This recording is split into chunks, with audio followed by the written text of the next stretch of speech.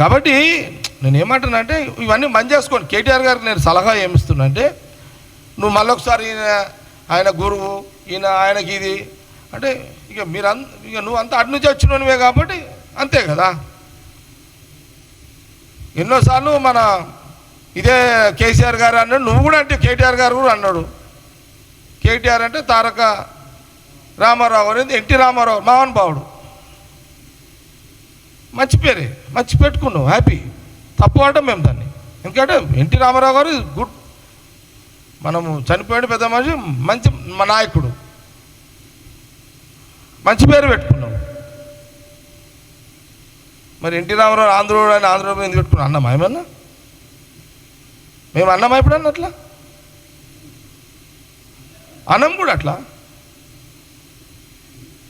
అరే అన్నీ మీరే అంటారు, ఎట్లా పోయి నాకు అర్థం కాదు. అది మీరే అంటారు, ఇది మీరే అంటారు. ఎట్లా బండరా రాళ్ళు ఎట్లేయాలా, లేదా అదేది కాంగ్రెస్ మీద రాళ్ళు ఎట్లేయాలా, సీఎం రేవంత్ రెడ్డి మీద రాళ్ళు ఎట్లేయాలా అనేది ఎప్పుడు ఇదే. కానీ పాజిటివ్ థింకింగ్, పాజిటివ్ డిస్కస్ ఎక్కడన్నా ఉందా కేటీఆర్ గారు అని కాంగ్రెస్ పార్టీ అడుగుతున్నది.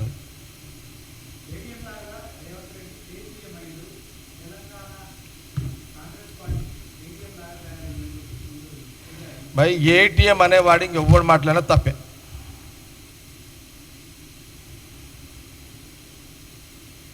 అవును, నువ్వు ఉన్నప్పుడు ఏం చేసినప్పుడు మీరు ఏటీఎం కొట్టలేదు మీరు. మీ 10 ఏళ్ళు మీ దుకాణమే అది ఉండే. నేను చాలాసార్లు చెప్పినా కదా, ఒక కార్డు ఏటీఎం కార్డు, ఒక కార్డు ఒరిస్సాకు పంపించరు, ఒకటి మహారాష్ట్రకు పంపించరు, ఓ ఢిల్లీకి పంపించారు, జైలుపాలు చేసిరు ఒకరిని. ఇంకే రాష్ట్రం అది పంజాబ్ రాష్ట్రానికి ఏటీఎం మీరే పంపించారు. ఏటీఎంల కార్డు ఎవరైనా చర్చించుకోవద్దు, అది వేస్ట్ మాట, అది మాట్లాడవద్దు అని నేను యాజ్ ఏ పొలిటీషియన్గా కేటీఆర్ గారికి నేను సలహా ఇస్తున్నా. ఏటీఎంల గురించి మాట్లాడే నైతిక హక్కు కేటీఆర్కి లేదు, కేటీఆర్ కుటుంబానికి లేదు. ఒగలు వాడకుండే అని నేను ఒగలు వాడకుండే అని చెప్తున్నా. ఒగలంటే తెలుసా మీకు?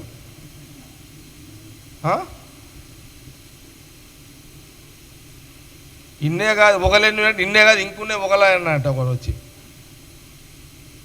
ఏమి వద్దు, బంద్ చేసుకోండి, ఒగల కథలు బంద్ చేయండి అని చెప్తున్నాను నేను.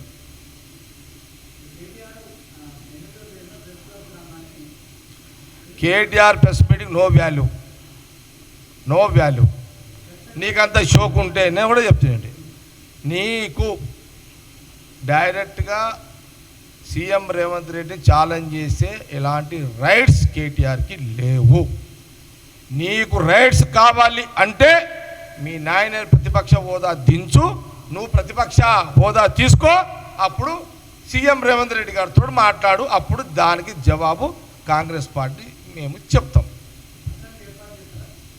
ఇక ఎందుకు ఇక మొదలుగా అయ్యని తీసి కొడుకునే ప్రతిపక్ష నాయకుడు, అప్పుడు చూద్దాం.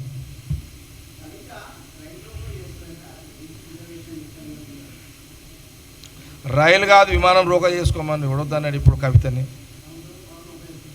మరి ఇవ్వడొద్దన్నాడు. రైలు కాదు అది ఓడరేవులో ఆడ చేసుకోమని అదేంది గాల్లో పోయి రోకా చేసుకోమని ఇవ్వడొద్దన్నాడు. అరే నీ అమ్మ, రాహుల్ గాంధీ గారి నాయకత్వంలో, అటు ఖార్గే గారి నాయకత్వంలో కులగణన కొన్ని రోజులు చర్చ జరిపి అసెంబ్లీలో సీఎం రేవంత్ రెడ్డి గారు, ఎంటైర్ మా క్యాబినెట్ మినిస్టర్లు, మా ఎమ్మెల్యేలు, మా టీం అంతా చర్చలో పాల్గొని అంతా కూడా గవర్నర్కు పంపించి, గవర్నర్ ద్వారా ఈరోజు కేంద్ర ప్రభుత్వం బీజేపీ ప్రభుత్వం అక్కడ పంపడం జరిగింది.